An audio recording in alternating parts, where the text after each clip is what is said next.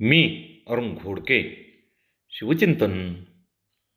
स्वराज्याच्या सुवर्णगाथेमध्ये काही नावे रणगर्जनेने झळकतात, तर काही नावे इतिहासाच्या पडद्याआड राहूनही दीपस्तंभासारखी मार्गदर्शन करीत राहतात. असेच दीपस्तंभ म्हणजे शहाजीराजे भोसले. त्यांचे व्यक्तिमत्व म्हणजे दूरदृष्टीचा दीप, राजकीय चातुर्याचा कळस आणि स्वराज्य संकल्पनेचे मौन साधकच म्हणावे लागेल.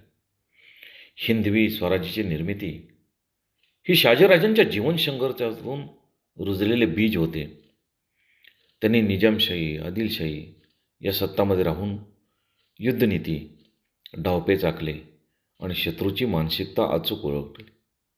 स्वधर्म, स्वभाषा, संस्कृती यांचा त्यांना नितांत अभिमान होता. शिवराय घडले ते त्यांच्या शौर्यामुळे, जिजाऊ साहेबांच्या संस्कारामुळेच. त्यांना दख्खनचा परिसर परिचित होता.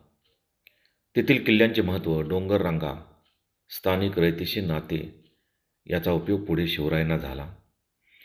कर्नाटक प्रांतामध्ये प्रशासन उभे करताना मराठा साम्राज्याचा विस्तार, आर्थिक आणि लष्करी स्थैर्य त्यांच्यामुळेच निर्माण झाले.